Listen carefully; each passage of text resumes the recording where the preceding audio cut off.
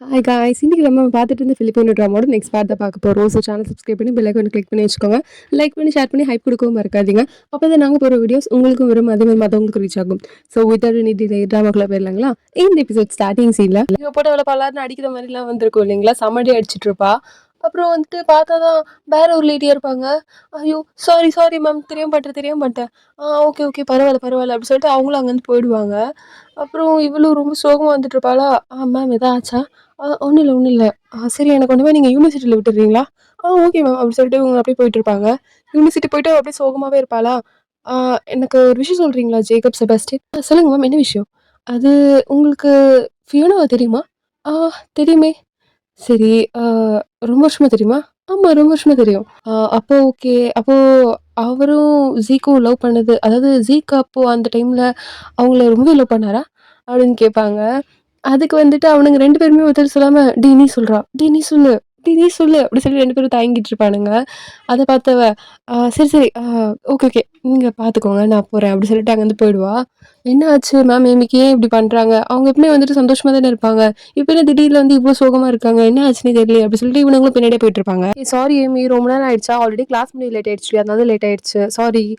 இன்னைக்கு ஃபியோனாவும் ஜீக்கும் வந்து கிஸ் பண்ணிக்கிட்டாங்க. என்னது? கிஸ் பண்ணிக்கிட்டாங்களா? அப்ப நீ என்ன பண்ண? அவள செவிலி அடிச்சே இல்லையா? நான் எதுவுமே பண்ணலையே. நான் வந்துட்டு அப்படியே சைலண்டா வந்துட்டேன். எனக்கா இவனுக்கு ஒண்ணு தெரியுமா? அவ அப்படி பண்ண டைம்ல வந்துட்டு அவள பலார்ன்னு வச்சு அவள கொல்லணும்னு எனக்கு தோணுச்சு.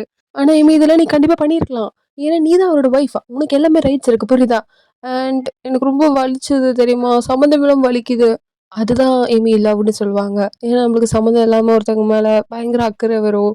அவங்க தான் எல்லாமேன்னு தோணும். அவங்க மூலியமா தான் நம்மளுக்கு வந்துட்டு கோவம், வலி, ஃப்ரஸ்ட்ரேஷன் எல்லாமே வரும். அதுதான் இந்த லவ்வுன்னு சொல்லுவாங்க. அப்படியா? பயங்கரமா இருக்கே! ஆனா இது எதுக்கு எனக்கு ரொம்ப வலிச்சது. சரி, ஆனா உனக்கு ஒண்ணு தெரியுமா? நான் வந்துட்டு அதனால ஒருத்தவங்கள தெரியாம ஹர்ட் பண்ணிட்டேன். ஏன் என்னாச்சு? அது அது தெரியாம பண்ணிட்டேன். இப்படி நான் பைத்தியம் ஆயிட்டேன்னு நெனைக்கிறேன். இல்ல, இல்ல. அது உன்னோட ரத்தத்துல இருக்கு. என்னது? ரத்தத்துல இருக்கா? அது அது ஒண்ணும் இல்ல. சரி உன் வெட்டிங் ரிங் எங்க? வெட்டிங் ரிங்கா? ஓ! ஆமா, ஆமா. ரிங் எங்க? ரிங் எங்க? அப்படி சொல்லிட்டு எல்லா இடத்துலயுமே பார்த்துட்டு இருப்பா. இங்க நம்ம ஜீக்கா ரொம்ப கஷ்டப்பட்டுட்டு இருப்பாரு. அவர் அந்த வெட்டிங் ரிங்கே பார்த்துட்டு அந்த சீன்லாம் யோசிச்சு பார்த்துட்டு இருப்பாரு. நான் வந்து எக்ஸ்பிளைன் பண்றேன். ஒண்ணும் தேவையில்ல. என்ன விடுங்க. அப்படி சொல்லிட்டு அவங்க வந்து கோவமா போனதெல்லாம் யோசிச்சுட்டு கவலைப்பட்டுட்டு இருப்பாரா? பின்னாடி வந்து கைத்துல ஏதோ ரீல்ஸ் பார்த்து சிரிச்சுட்டு இருப்பானா? எதுக்கு சிரிச்சுட்டு இருக்க இப்போ? ஆ அது ஒண்ணும் இல்ல. சரி, நீ ஏதோ கோவமா இருக்க மாரி இருக்க? அதெல்லாம் உனக்கு தேவையில்லாத விஷயம். அப்படியா? சரி ஓகே. சாரிப்பா. அப்படி சொல்லிட்டு அவன் வந்து கிளம்பலான்னு போவானா? நான் அவள லவ் பண்றேன். இந்த ஃபியோனா தேவையில்லாம வந்துட்டு வேல பார்த்துட்டா. அவள என்னமோ நான் கிஸ் பண்ண மாரி பண்ணி வச்சுட்டா. ச்சே! அது வேற அவ பார்த்துட்டா. சரி நீங்க எக்ஸ்பிளைன் பண்ணலாம்ல? எங்க அவ தான் எக்ஸ்பிளைன் பண்ண எனக்கு விடவே இல்லையே! டைமே குடுக்கவே இல்ல. அப்படியே போயிட்டா அவ அங்கருந்து. சரி ஜீக், நீங்க கோவப்படலன்னா ஒரு விஷயம் கேட்குறேன். நீங்க எத்தன வாட்டி அவளுக்கு எக்ஸ்பிளைன் பண்ண ட்ரை பண்ணீங்க? அப்படின்னு கேட்பான்.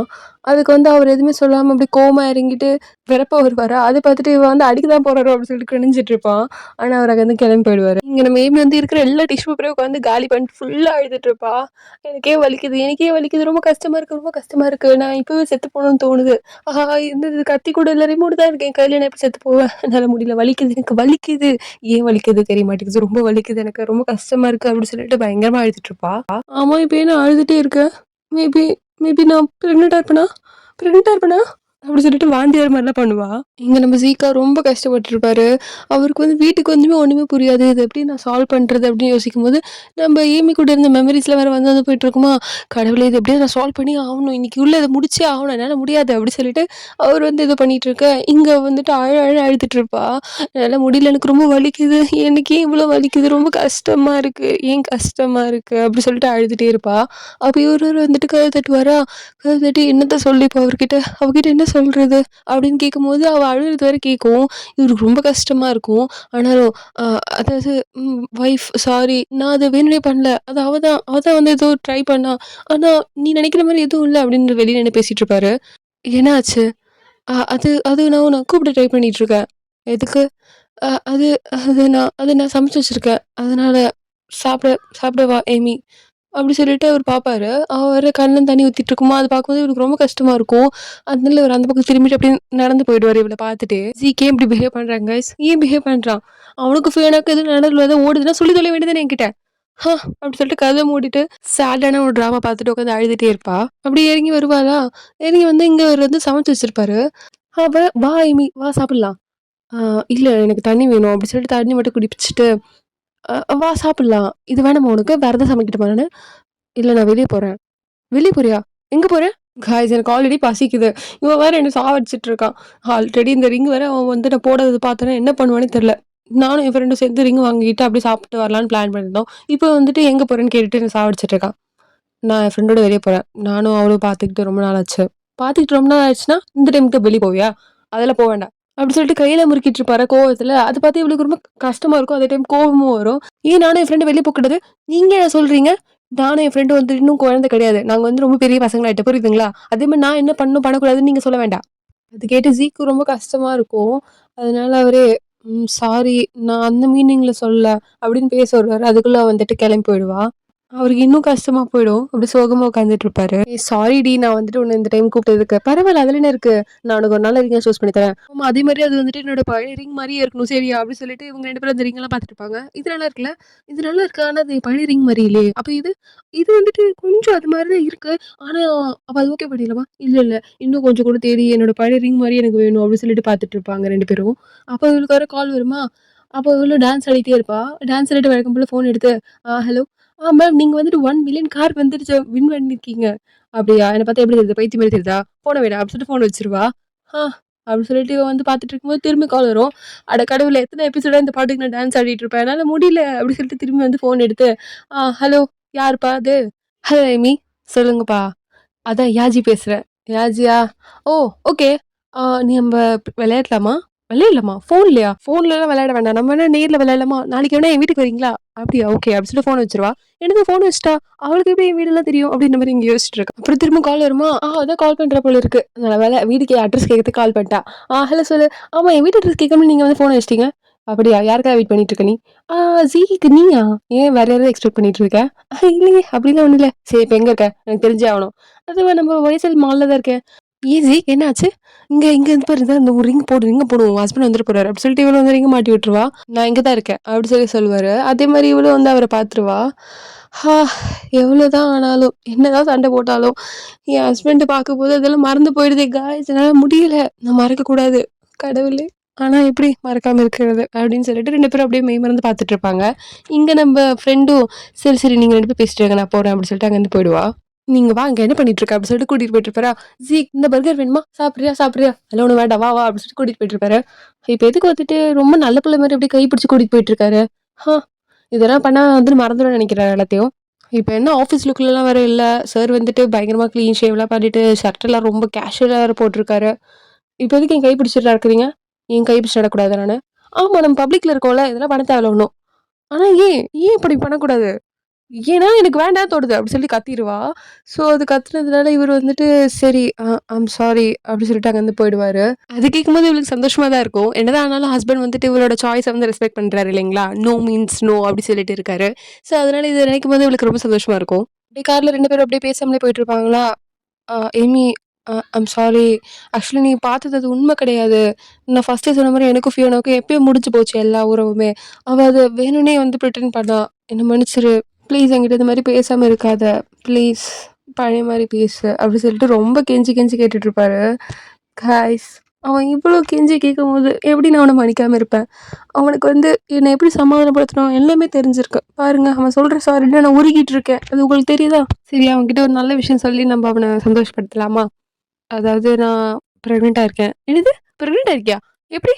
ஆனா நம்ம 2 பேருக்குள்ள அந்த மாரி எதுவுமே நடக்கவே இல்லையே! அப்புறம் எப்படி? அப்படின்னா நீ வேற ஏதோ பையன் கூட இருந்திருக்க. அப்படிதானே?"